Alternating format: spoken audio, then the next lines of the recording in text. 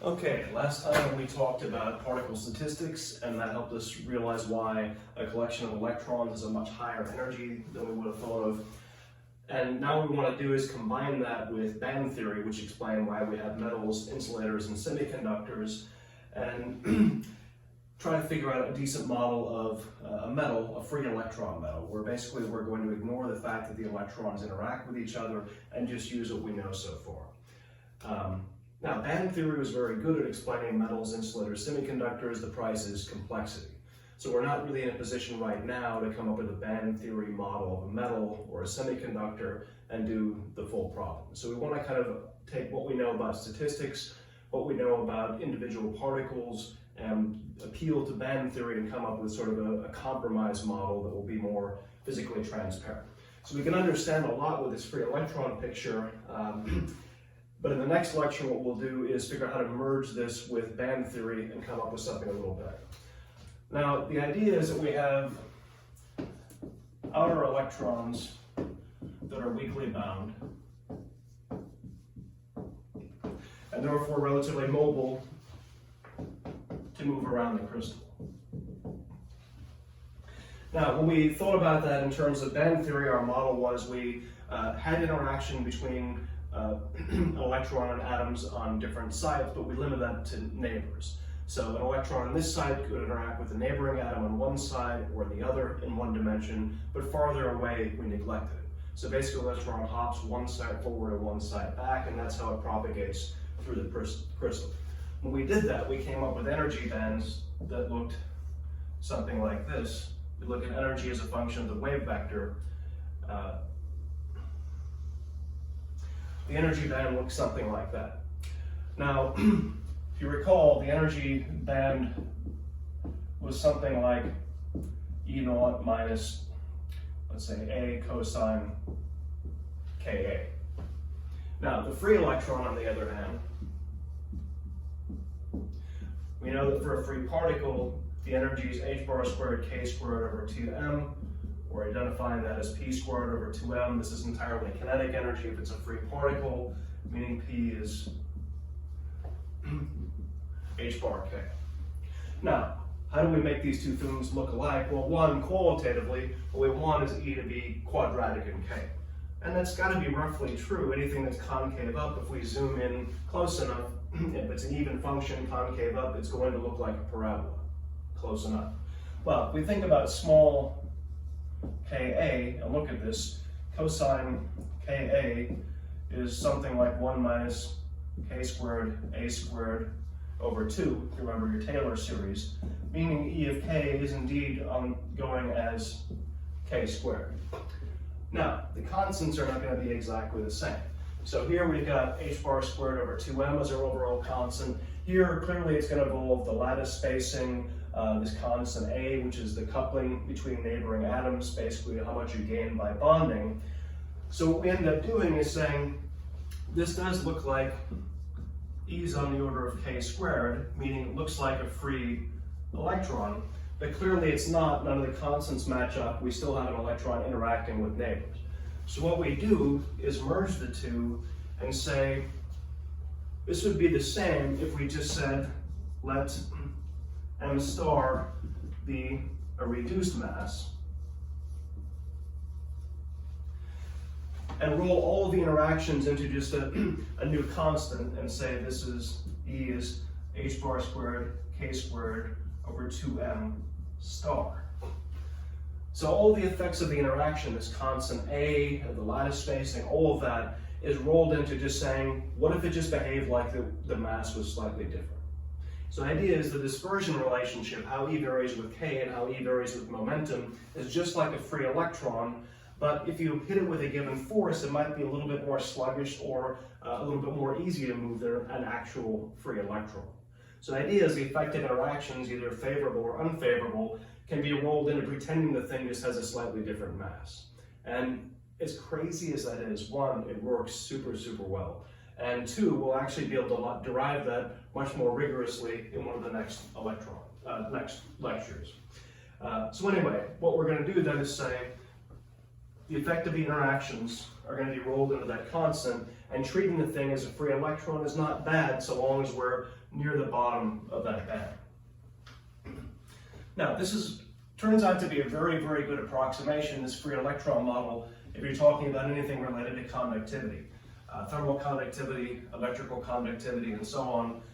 It's relatively bad if you're talking about magnetism because that does involve the core electrons, where conduction involves just the outer electrons. So the model is the picture. We have a sea of weakly bound electrons that look basically like free electrons, and if we squint a little bit and say the mass is just slightly different than we expect, we can hide all the effects of interactions and pretend like it's free electron model. Now, a couple of questions we have from classical theory are: one, classical theory fails the thermal properties by factors of something like 100 if you ask what is the thermal conductivity. And it also can't explain why does the electron travel so far before it hits something. So when you derived Ohm's law, what you figured out back in intro physics is that the mean free path, the average distance an electron goes before it hits something, at low temperatures can be hundreds of atomic spacings. So when you've got 10 to the 22nd atoms per cubic centimeter, how can the electron run past hundreds of atoms and not hit anything? I mean, it's hard to imagine how that could be possible. So the answers are: one, we need to properly account for the statistics of the electrons. So the fact that we can't explain conductivity all that well is because the outermost electrons have a fantastically larger energy than we would expect before we knew about particle statistics. The second thing is scattering by individual free electrons is relatively rare. Part of that is a Pauli principle where light spins tend to avoid, but electron-electron scattering is rare. And the third thing is, when we think later on a bit more about the periodicity of the lattice, there are certain wavelengths, ranges of wavelengths, where the electron, if you think of it as a particle, could just sneak past atom after atom if the periodicity of its wavelength matched that of the host crystal very, very well. Anyway, our model for free, so non-interacting electrons then is basically a particle in a box. So we've got some crystal with certain dimensions, we let electrons loose in it, and if they're not interacting, all I have to do is figure out what one of them does, because all the other ones are doing exactly the same thing. So in one dimension, we know this. So we know in one dimension we get quantized energy levels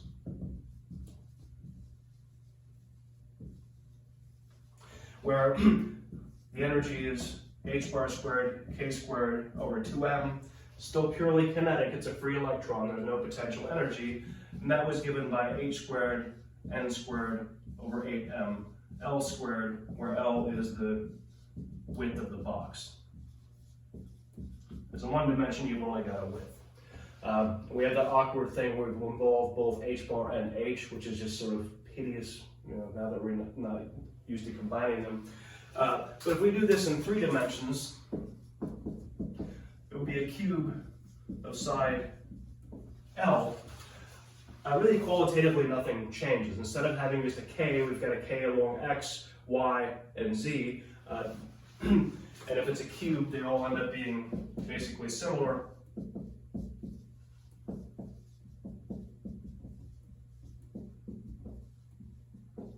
So the energy momentum relationship still looks like a free electron. You could think of this, if you squint, it's like 1/2 mvx squared plus vy squared plus vz squared, knowing that h bar squared k squared is a component of velocity. And the same quantization condition, because of the finite size, ends up. And now there's a number of half wavelengths counted along every perpendicular axis. So basically the allowed energies have multiples of h bar squared or h squared over 8ml squared, so quantized. Well, what if we have a 1 cc cube, 1 centimeter on a side, or 10 to the minus 6 cubic meters? Well, you can work this out and say, what is the minimum energy? Well, that would be when, say, nx equals 1, and ny equals nz equals 0. Plug in all the numbers, do it real carefully, that ends up being something like of the order of 10 to minus 15 eV. which is so small. To put it in perspective, at room temperature, Boltzmann's constant times the temperature, the thermal energy, is something like 0.025 eV. So we've got a dozen orders of magnitude difference between the two. So what that means is the thermal broadening, the thermal energy is so much larger than the minimum energy, or the spacing toward the bottom of the lowest energy levels, that the fact that they're quantized is utterly meaningless. So what that means on the low end of the energies, this is basically a continuum of states. The fact that there's some spacing between them is irrelevant because the amount of thermal energy is many, many orders of magnitude higher.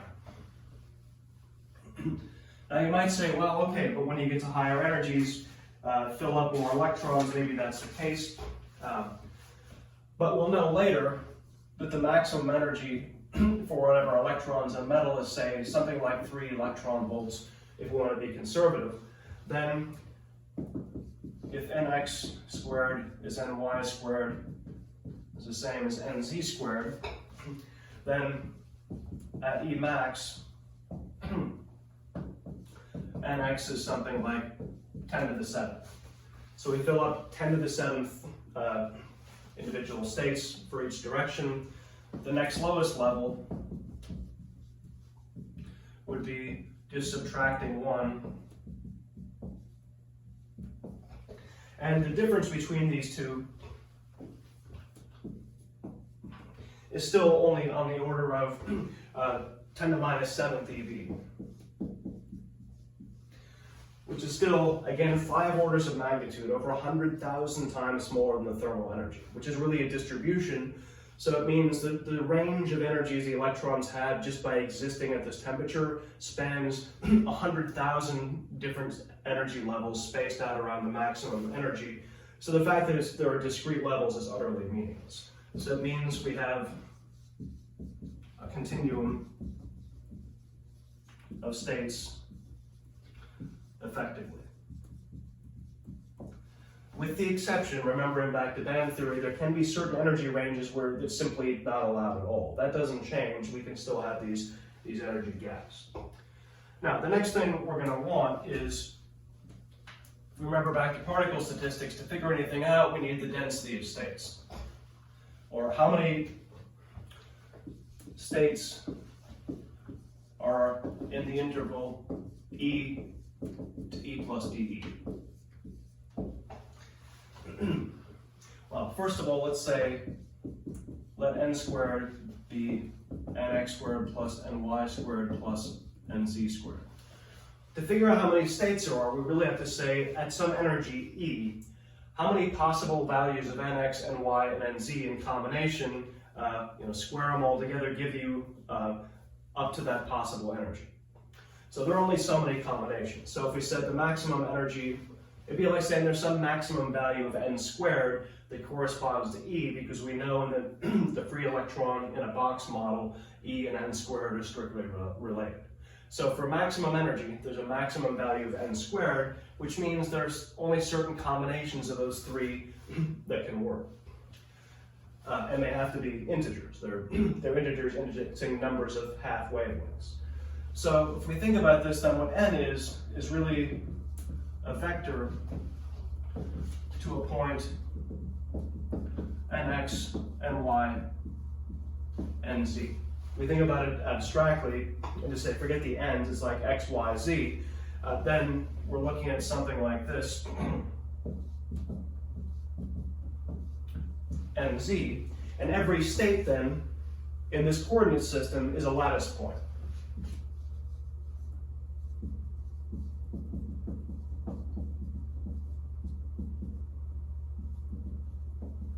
So if I add up all the possible lattice points and just index all those lattice points, that will tell me how many states. Well, at the maximum E, that implies a maximum n squared. So in a 3-dimensional space, if you're given a maximum value of n squared, what is the locus of points described by that? Well, that's a sphere. So that means points inside a a sphere of radius n squared, which means the volume of the sphere in our n space, it gives us the number of states. So that's a little bit weird, but that's how it is. So if we go through that, we know how to find volumes of spheres, so the number of states equals 4/3 pi n cubed. So given some maximum value of n squared implying some maximum value of energy, we know what the number of states is. So we know we can relate n and e.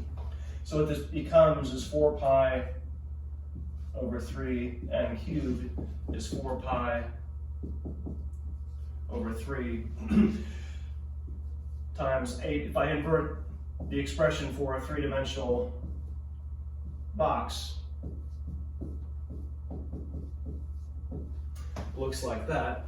Or if I say let's get rid of some of the constants, let k equal 8m L squared over h squared, this just becomes 4 pi over 3 k to the 3 halves energy to the 3 halves.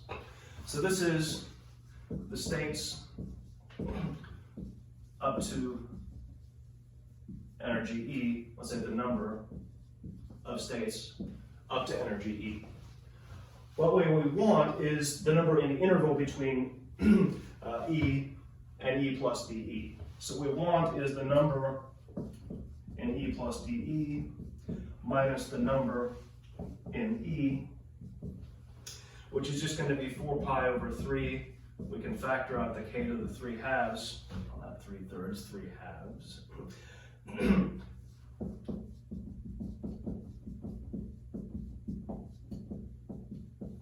Like so. Okay, now we do a couple of things. One, we know dE is very, very small compared to E. When I say very small, E is of order electron volts, dE is, many times, let's say 1 milli-electron volt, something like that. It doesn't really matter, it could be the thermal energy. The point is it's supposed to be tiny, and we're supposed to take the limit where it goes to 0. So we can say that, and then we can say, take the lowest order term. So the idea there is if we have terms that are, the only surviving terms will at least be linear in dE. So we'll get this term and that guy canceling out, and that's going to be fine. So the lowest order terms mean if we have terms that go as dE, that's fine, but dE is small, so a term that involves dE squared is going to be so small that we can ignore it. The other thing we can say is if we have terms like E plus dE, this is basically E. We can't do that right now, but anyway, if you work through the approximation, what you find is that the density of states, this difference between the number at E plus dE and the number at E, is a constant times root E dE, where that constant, I'll just write down for posterity, really only involves the mass, or effective mass if we're going to use band theory, and fundamental constants in the size of the box. But this is what we quoted last time for a three-dimensional electron gas when we talked about particle statistics. So that's one thing we need, is how many states do we have at all. The second thing we need is how many of them are actually occupied and how many are available. So they're all filled or all empty, that doesn't do us any good. We need to have filled states, meaning electrons, with empty states, meaning spots for them to go into. So how many are occupied?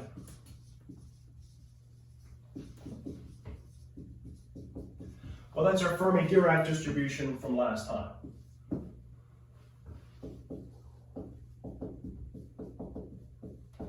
So our Fermi-Dirac distribution, remember, was 1 over e to the e minus ef over kT plus 1. EF is what we call the Fermi level. And I said last time that roughly speaking, that's the highest occupied energy. That's not exactly true because it's a distribution, but I'll justify why I said that in a minute. But there's a very easy property that when E is equal to EF, then F of E, F, is exactly a half. So if we look at what this distribution looks like, remember from last time, it goes from 1 to 0, and the Fermi energy is when it exactly crosses halfway. Now, at low enough temperatures, this thing gets sharper and sharper and sharper, and I'll be able to justify why I said it's true that at low enough, that the Fermi level is basically the highest occupied level, because the temperature the variation I've drawn here implies already a very high temperature. So first, let's some properties. First, if we go to the temperature equals 0 limit, that isn't even actually all that bad. At room temperature, the thermal energy is about 0.025 electron volts. We'll find out in a little bit the maximum energy of our electrons in a metal is about 3 electron volts. So the electrons at the highest levels have such a high energy already, the thermal energy is utterly negligible for many properties. So this is actually not as bad an approximation as it sounds like, oh, 0 Kelvin, okay. But at 0 temperature, this thing has the property that F of E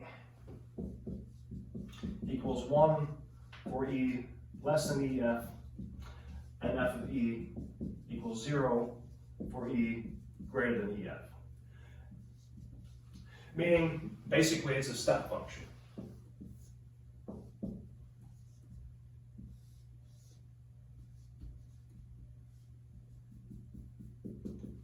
So basically, as long as you're in the situation where EF is much greater than kBT, which we'll justify a little bit more later, as long as you're in that situation, you're basically close to the T equals 0 limit, which means it's not a bad approximation to say everything is filled up to the Fermi level and then everything above that is empty. Because the temperatures we're talking about for most properties we're interested in are very, very small energies. So that's the very low temperature behavior.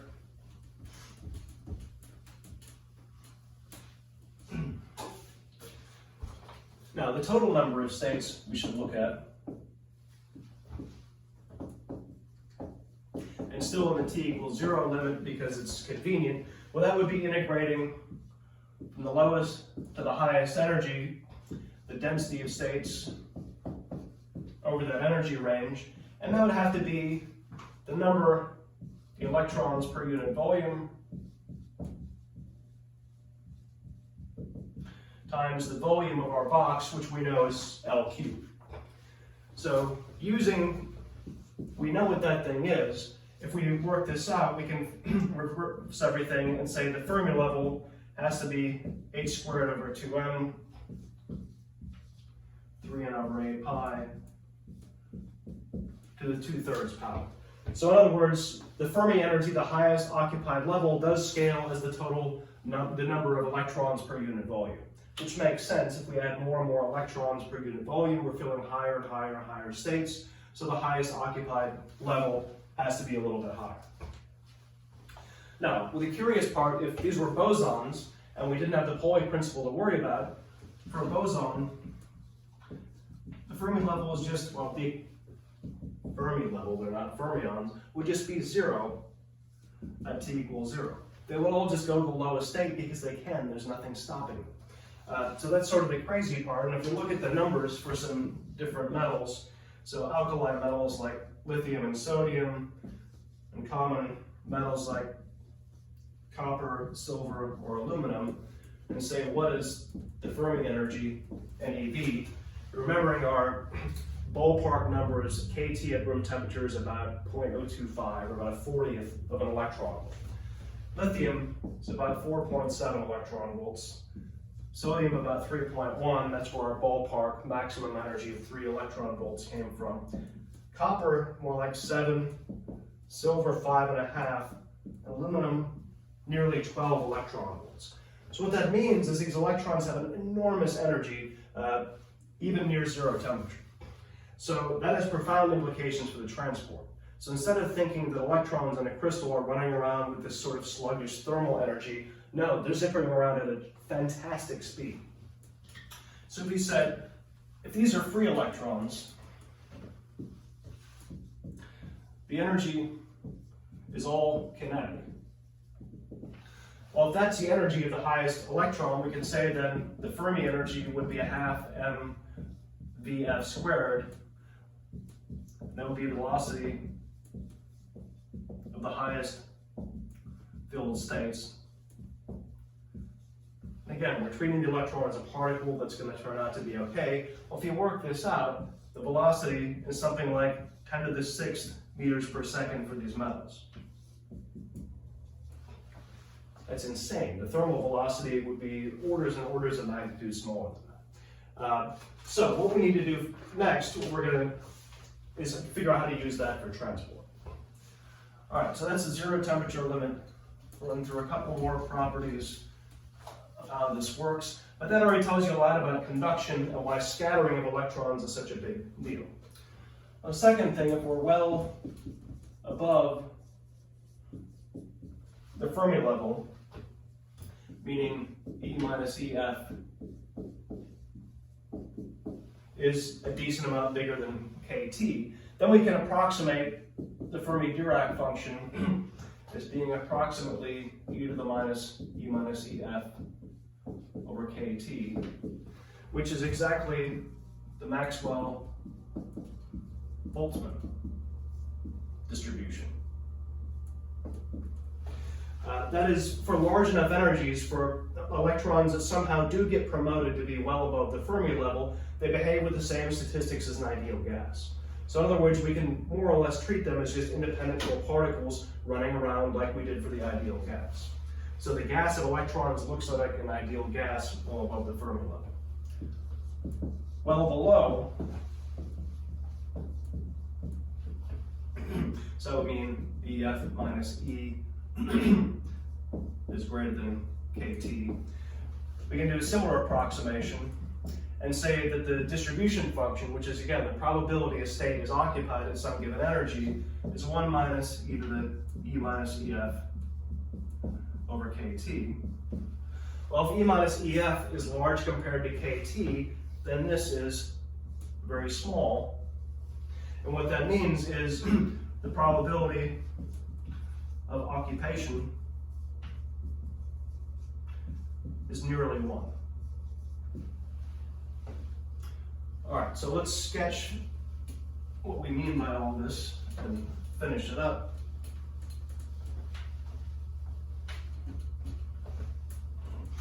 So if I look at this Fermi-Dirac distribution function as a function of temperature, on my T equals 0 limit, looks like that. And there's my Fermi energy. Everything below is filled, everything above is empty. Now, if I go to 600 K, room temperature is 300 K, that's twice as much already. This is already higher than any operating temperature we're going to worry about for most semiconductor devices. It's something like that. So there is some difference, but it's still fair to say that within a few KT of the Fermi level is the maximum amount of, is where the tail really starts to go down. So most of the states are within the Fermi level plus a few KT. Now, if I go even further in temperature, to get to something like this, where you're thinking it's really spread out, this would mean going to something like 6,000 Kelvin, where a lot of the things we're talking about are little puddles of liquid. Now compare this with the Maxwell-Boltzmann classical distribution. There's 6,000 K. There's 600 K. And T equals 0 is just that. So the Fermi-Dirac distribution looks like a Maxwell-Boltzmann distribution, but starting at very high energy. meaning the Fermi level. So you can think that this is somehow sort of like a classical gas, but except even the lowest energy particles in the gas have just stupidly large speeds and very large energies. Now, just for the last points. So for E in the range of EF, there's a rapid change in F. And that's to say, how rapid? Well, if we went from the energy where you have 90% occupation to the energy where you have 10% occupation, so 80% of the probability space lives between these two energies, well, the range E1 minus E2 is only about 4.4 times kT. At room temperature, that's nothing. So what we can say is EF plus or minus 2.2 kT gives almost all variation, meaning that's basically when you say what is the highest energy electron that you have, it's EF plus or minus just a little bit. So at room temperature, this value is about a 20th of an electron volt, next to nothing. So what that means is for most practical stuff at room temperature, not too far from it, and most ordinary metals, we can think of the Fermi-Dirac distribution as just a straight step function. There will be some times where that won't quite work, but that's a good picture to have in your head. Everything's filled up to some maximum level, and that's it. Or think of it as, there's my step function. There's just a little bit carved off there, and a little bit added in there, but otherwise, the picture is basically the step function. You've got a few available states and a few filled states. That's it. All right, next time we'll look at what the implications are for transport, both electrical and thermal, and then we'll move on.